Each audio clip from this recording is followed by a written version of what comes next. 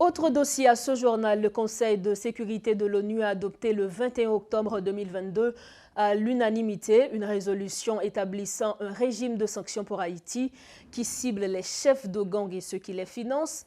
La liste des personnes sanctionnées sera rendue publique ce 19 octobre. Ce régime de sanctions comprend un gel ciblé des avoirs, une interdiction de voyager et des mesures d'embargo sur les armes contre ceux qui se livrent ou soutiennent des activités criminelles et la violence impliquant des groupes armés et des réseaux criminels. Notons que ce texte de la résolution qui était présenté par le Mexique et les États-Unis établit le premier régime de sanctions du Conseil de sécurité depuis celui pour le Mali créé en septembre 2017. Nous avons avec nous via Zoom notre deuxième invité. Il s'agit du docteur en communication diplomatique et consultant en relations internationales, le docteur Ismaël Endel. Avec lui, nous allons parler du déploiement de la force multinationale en Haïti, du cadre juridique et notamment de la décision de la Haute Cour de justice bloquant jusqu'au 24 octobre le déploiement des troupes kenyanes en Haïti ou dans tout autre pays. Docteur Endel, bonsoir et merci de votre disponibilité. Bonsoir, chers téléspectateurs et téléspectatrices de la radio et télémétropole. Et c'est pour moi toujours un plaisir de répondre ou d'intervenir dans vos émissions et répondre à certaines questions de l'actualité. Et en particulier sur ce qui concerne Haïti en ce moment.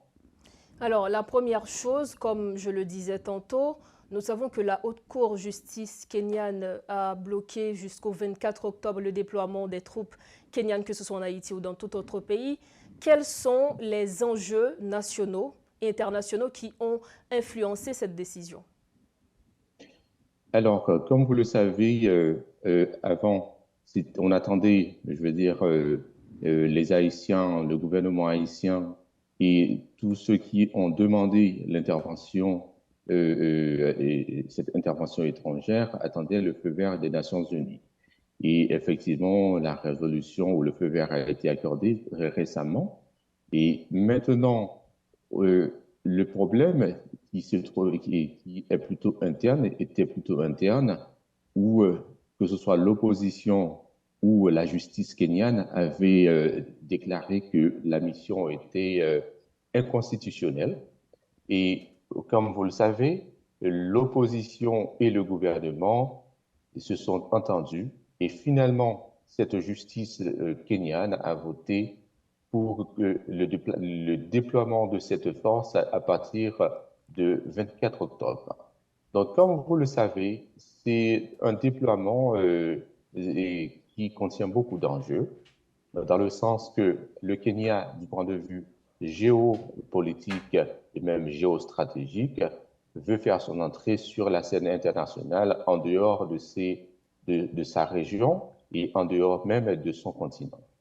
Et maintenant, qu'est-ce qu'on peut dire pour le vote qu'ils accordent maintenant, puisque c'était bloqué? Il faut voir, donc, comme je viens de vous le dire, c'est une question interne, mais vu que l'enjeu dépasse le Kenya en soi, ils ont été obligés de trouver une solution et voilà ce qui permet en ce moment aux forces kenyanes de pouvoir de venir vraiment comme elle avait voté la résolution de l'ONU, cette intervention à partir du 24 octobre. Donc, à partir du 24 octobre, ça ne veut pas dire que les forces kenyanes vont intervenir le 24 octobre, mais c'est une date butoir qui a été donnée à cette force de pouvoir intervenir. Alors, est-ce que vous pensez que la Haute Cour de justice peut empêcher définitivement l'envoi de ces troupes en Haïti? En d'autres termes, qu'est-ce qui prime? Est-ce que c'est la Haute Cour de justice, c'est la décision de la Haute Cour de justice, ou du moins c'est la décision, la volonté plutôt du gouvernement kényan d'envoyer, ou du moins de prendre le leadership de la mission en Haïti? Alors, je dirais plutôt, ça dépasse, comme je viens de le dire, ça dépasse le Kenya en soi. Donc, c'est à la fois un enjeu géopolitique, mais aussi économique pour le pays.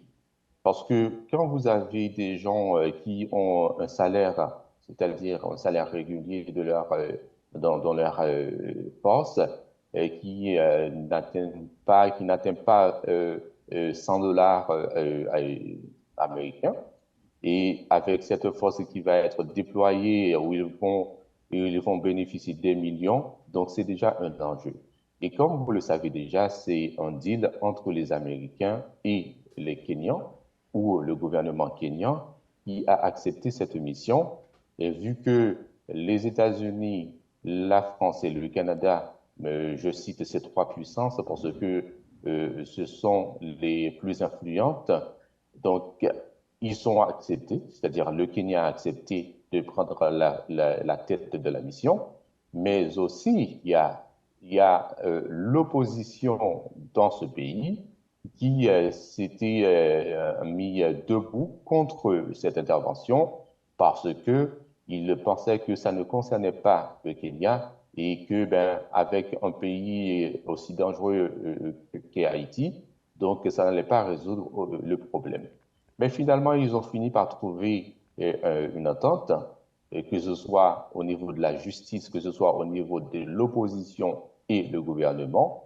Ils ont fini par trouver une entente pour dire ben ça doit dépasser et que ça c'est plus avantageux que nos inconvénients internes. Donc finalement, ils ont accepté. Et en quoi consiste cette entente?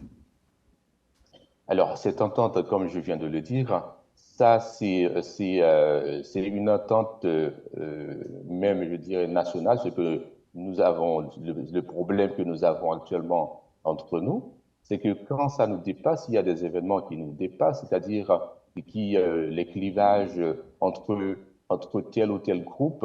Donc, quand on voit que ça peut permettre au pays de bénéficier quelques avantages.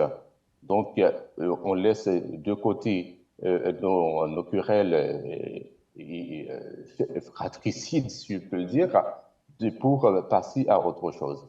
Donc, cette volonté de la justice kenyane d'accorder et finalement l'autorisation à la mission d'intervenir à partir du 24 octobre, ça nous montre que nous aussi, en tant qu'Haïtiens, quand il y a des enjeux à ce niveau-là, nous pouvons trouver une solution et mettre de côté tout ce qui concerne les clans. Nous savons que l'action a été posée par le leader de l'opposition, Ekuru Oko. Est-ce qu'il fait partie des acteurs en ce qui a trait à cette entente qui a été trouvée? Bien évidemment, parce que